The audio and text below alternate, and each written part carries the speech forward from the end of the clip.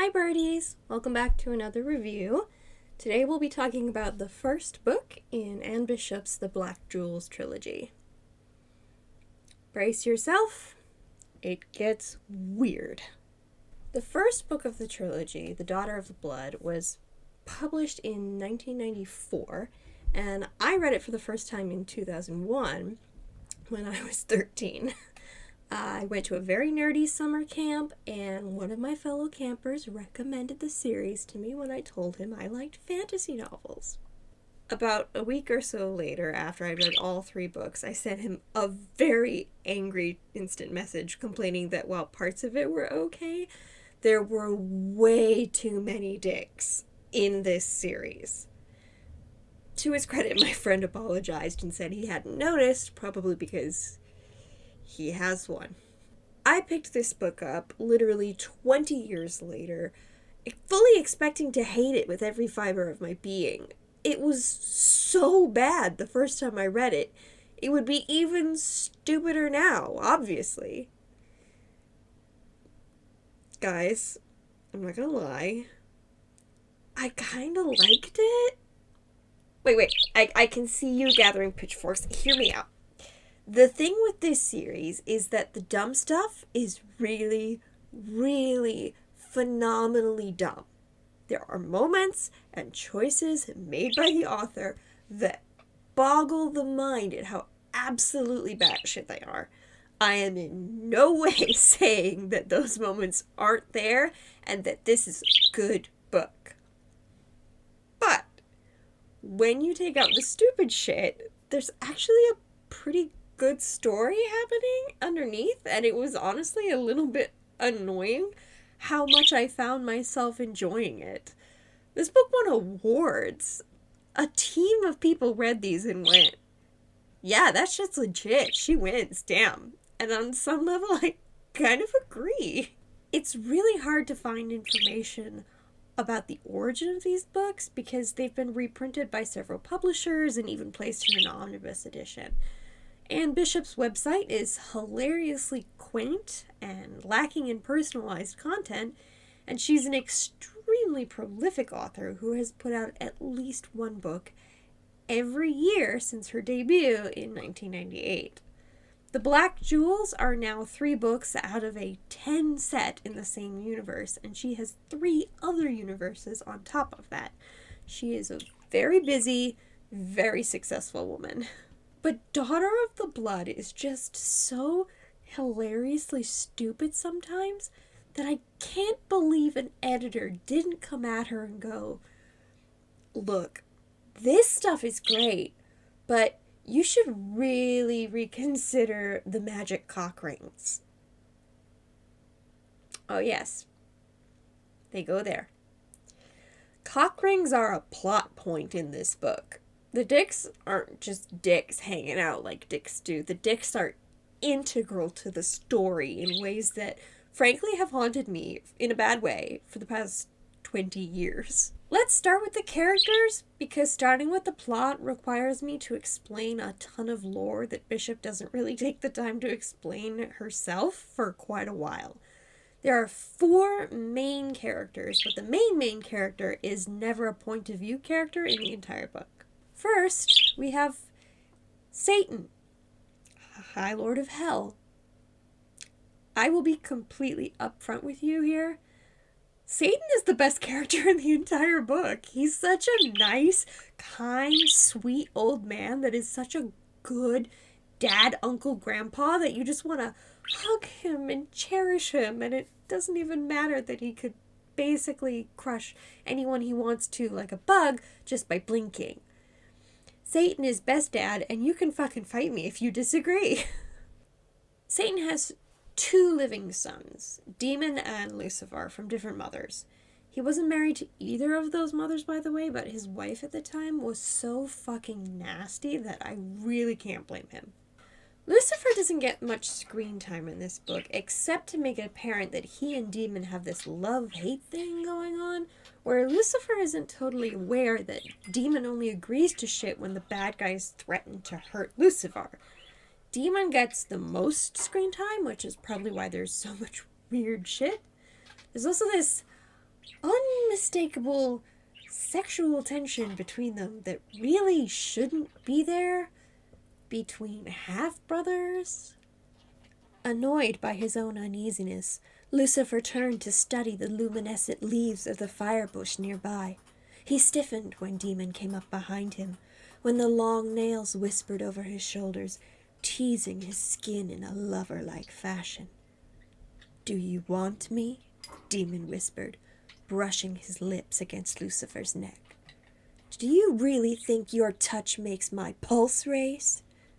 "Doesn't it?" Demon whispered, a strange look in his eyes. Lucifer stared. Demon's voice was too crooning, too silky, too dangerously sleepy. Hell's fire, Lucifer thought desperately, as Demon's lips brushed his. What was wrong with him? This wasn't his kind of game. "Fellas, is it gay to caress your bro's neck and whisper kisses on his skin while staring deep into his sexy eyes? And by bro, I mean literal brother!" Is another important character, but we really have to go over Demon because he is something else. Demon and Lucifer wear the Ring of Obedience, which is quite literally a magic cock ring that can be used to inflict pain. Demon is repeatedly said to be crazy powerful and dangerous, but because of the ring, he can't really act out, or they magically squeeze his dick like a stress ball. The way Bishop writes women in this book is honestly a hot mess. There's almost no redeemable female characters in the entire book, and the vast majority of them are sex-addicted monsters who get off on pain and want to rule the world, and yada yada. Even women who are supposed to be generally okay are kind of low-key implied to be kind of shit for various reasons that usually all loop back to personal gain. The lore also has some really problematic elements that are uncomfortable. It's hard to break a blood-jeweled male, but a witch's life hangs by the hymnal thread, and what happens to her on her virgin night determines whether she is whole to practice the craft or becomes a broken vessel, forever aching for the part of her that's lost. Because that's not a misogynistic presentation of virginity or anything. Many times, even a broken witch was still capable of spontaneous abortion, and would choose it rather than bear the seed of a man she hated, even though she would never bear any other child. I seriously struggle to understand the need for this particular piece of lore. Actual dialogue between Lucifer and some random dude that got punished by having his balls eaten off by rats. The man in the boat laughed. "I feel very brave, Yassi." "You are very brave." "The rats. My balls are gone." "I know." "Thanks for sharing, I guess." The entire reason Demon has this stupid magic cock ring is because the evil witch, Dorothea, was like, "Damn, this kid is super powerful and also super hot, and I'm gonna make him my sex slave." And I said super hot. I mean, to the point of absurdity. Demon buttered his toast with slow, sensuous strokes, knowing that Philip was watching and uneasily imagining something other than toast beneath his hand. What? He removed a pair of black leather pants, the leather so soft and cut so well they fit like a second skin. He pulled them on, adjusting the bulge in the front to best advantage. Next came black, ankle-high leather boots with a high, stacked heel. "Roxanne, you don't have to sell your body to the night." So he grows up to be this walking sex machine that literally uses invisible magic hands to touch women with his brain until they have mind-blowing orgasms. He can't do any sex that involves his dick because the cock ring actually doesn't let him get hard, but there's one scene where he goes to a witch party and spends all night getting them so wet that they collapse on the floor in ecstasy in front of everyone, and no one thinks this is weird. Demon tossed the towel onto a chair. "I wouldn't try using a dildo if I were you," he said pleasantly. "Not for a couple of days, anyway. It won't help, and it might make things much, much worse." Love a diegetic dildo. But like all tortured sex slaves, Demon is better than that. He's meant to be a queen's consort, the lover to a powerful witch. But not just any witch. A special witch. The most special witch. She's so special, her name is Witch. With a capital W. Oh, and she's currently inhabiting the body of a child. A girl named... wait for it. Janelle Angeline. Our main cast is Satan, Lucifer, Demon, and Janelle Angeline. It's such a beautifully perfect, dumb Mary Sue name that I could not ask for a more ridiculous contrast to the naming conventions in the rest of the book. So basically, the plot of this book is that Janelle, at the ripe old age of 7 years old, starts hopping through realms, and nobody is totally sure how she's doing it because she's the most powerful magical girl they've ever seen. According to the lore of these books, the blood, or magic people, get 2 sets of jewels. Their birthright jewels, and then a second one after they make the offering. This book isn't super clear on what this is. The jewels have power levels associated to them, and you can go up in power up to 3 levels after your offering. Janelle shows Satan her birthright jewels. And it's not one. It's an entire set of 13. All 13 colors. And then she informs him that those were given to her for practice. And her real jewels are 13 uncut black jewels, which are the most powerful possible, and she hasn't even done her offering yet. When Satan rightfully asks her where the fuck she got these, she informs him she got them directly from the dragon that everyone until then thought was basically a myth. But she's tight with him. Somehow. So it's established early on that at the age of 7, she is powerful enough to kill just about all of them. She just doesn't have the actual technical knowledge to do so. She comes and hangs out with Satan a lot, and he's best dad, and teaches her magic, and she cryptically refuses to talk about her home life in any way. Even gets her nice, newly decorated rooms in one of his many castles. Helene stared at him for a moment, but refrained from asking the question he saw in her eyes. I could have some swatch books brought up from the hall for you to choose from. Swatch books in hell? It's more likely than you think. She encounters Lucifer at one point, and he recognizes she's the prophesized witch. Demon gets psychically healed by her at one point, but he doesn't know who it is, only that she's super powerful and also nice. Dorothea and her super evil best friend, who is also Satan's ex-wife, Hecta, are plotting to take over the world, like you do, and they basically think witch is a legend and not real, which is weird because before Satan married Hecta, he was consort to the last incarnation of witch, Cassandra. Hecata and Dorothea regularly sexually abuse men and boys, especially ones they're directly related to, which is super cool and definitely does not cause any problems. Except for the time that Dorothea bangs her teenage son and it makes him into a sadistic pedophile. I'm being sarcastic, it's terrible. They do it constantly and it's extremely gross. At one point, a bad witch named Zolta decides to punish Lucifer by giving him an evil aphrodisiac that makes him crazy aroused, but unable to orgasm, to the point of driving him to literal madness. And this bitch thinks, after hours of other witches riding him, it would be a great chance to chain him to a stone block he inserts his dick into and demand he gives her head. He bites her clit off. I repeat, he bites her clit off.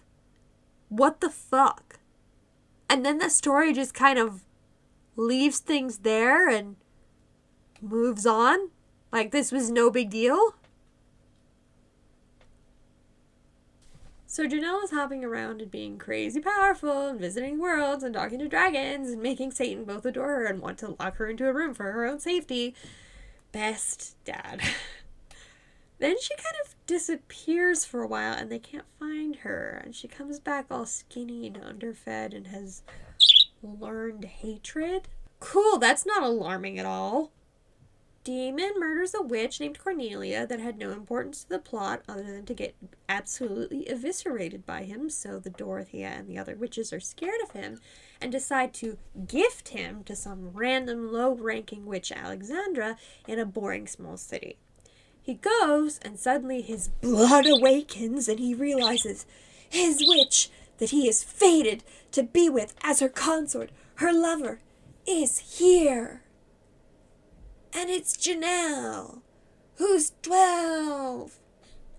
To his credit, his immediate reaction is, what the fuck, she's 12, what the fuck, what the fuck, what the fuck, and doesn't have any creepy thoughts towards her. One thing that hit me this time that definitely didn't land 20 years ago is how likable Janelle actually is.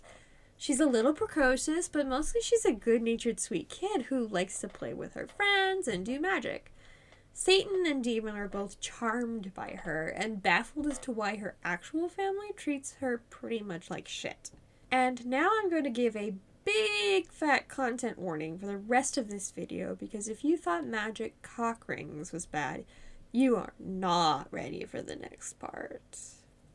Turns out, nobody in Janelle's family believes she's a witch of any kind because she can't perform any very basic, low-level, small craft. They're kind of unaware of the fact that she's too powerful to do things on a small scale, and they've never seen her jewels. Every time she talks about her magic visits and friends, they think she's crazy and send her to this hospital for disturbed children, Briarwood, for telling lies. Briarwood is a pedophile playground, basically. The customers are referred to as uncles, and they come and rape children for fun. And then because the kids are sent there for lying and making stuff up, when they come home and say Uncle so-and-so did this to me, they're accused of lying and sent back. Janelle has been in and out of Briarwood at this point since she was 5 years old. She is now 12. I want to make it clear that while this book does some questionable stuff with the sexual content, everything about Briarwood is presented as truly barbaric and utterly disgusting. The uncles are evil, the children are innocent victims, and when any of them die, Janelle plants a witch blood plant for them in her own backyard. So while the stuff with the adults kind of goes back and forth between this abuse is abuse and this abuse is kind of kinky, the shit that happens at Briarwood is always rape, always horrendous, and always dangerous. Demon gets close to Janelle and finds out about Briarwood, but a little too late. He has to explode his magic cock ring to escape, and doing so basically cripples him for strength. Janelle is violently raped, and even though she's found still alive and brought to a place of relative safety, Witch has abandoned Janelle's body as she's bleeding to death. Damon dives into her magical consciousness to try to find her, but because Witch is so much more powerful than literally anyone, when he does that, even with Satan's help, he goes deeper than his mind can handle and loses contact with himself. Then one of the weirdest scenes happens. Demon awakens in his consciousness, and Witch is there. He notices 3 things. 1, she's not a child. 2, she's not a human. And she's deer feet, a deer tail, and a tiny spiral horn. 3, she's kind of hot. At first, Witch blows him off and tells him she's just fixing his mind so he can go back. But then he gets kind of turned on and she's all ooh and ah over seeing a penis, which leads to the most what the fuck line in the entire book. Your maleness has no spines.